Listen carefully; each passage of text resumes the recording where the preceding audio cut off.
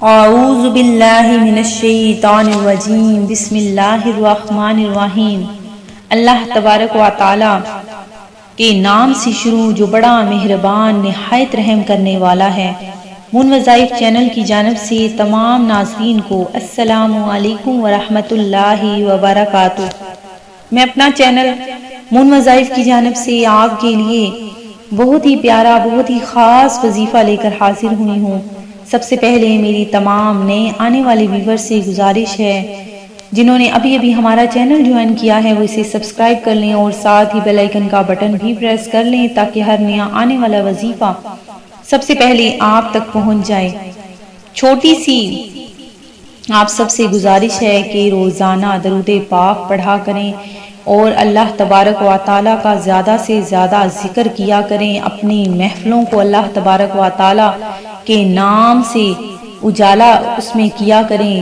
جتنا زیادہ اللہ تبارک و تعالیٰ کا ذکر کیا جاتا ہے اتنا ہی آپ اللہ تبارک و تعالیٰ کے نزدیک ہوتے جائیں گے، اور اگر آپ اس کی طرف صرف ایک قدم بڑھائیں گے تو اللہ تبارک و تعالیٰ آپ کی طرف 10 دفعہ نظر رحمت نظر کرم فرما دے گا۔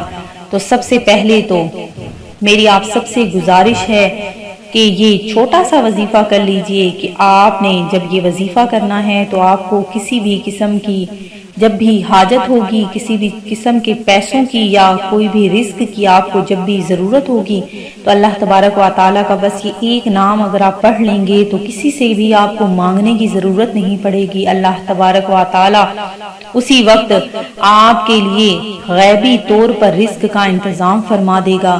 بہت زیادہ رزق اگر آپ چاہتے ہیں کہ آپ کے گھر میں رزق ہی رزق ہو، اللہ تبارک و تعالیٰ آپ کی ہر قسم کی جو بھی مشکلات ہے اس کو دور کر دے، آپ کی تمام حاجات کو پورا فرما دے، تو بس آپ نے ایک تسبیح لے لینی ہے اور اس تسبیح کے 33 دانے ہونے ہیں، اور اس 33 دانوں پر آپ نے اللہ تبارک و تعالیٰ کا چلتے پھرتے ایک نام الولی الحمید الولی الحمید، بس اس کو آپ نے چلتے پھرتے بس اس کو پڑھتے رہنا ہے، اور دیکھ لیجئے گا کس طرح سے اللہ تبارک و تعالیٰ آپ کی تمام دلی جائز خواہشات کو پورا فرما دے گا۔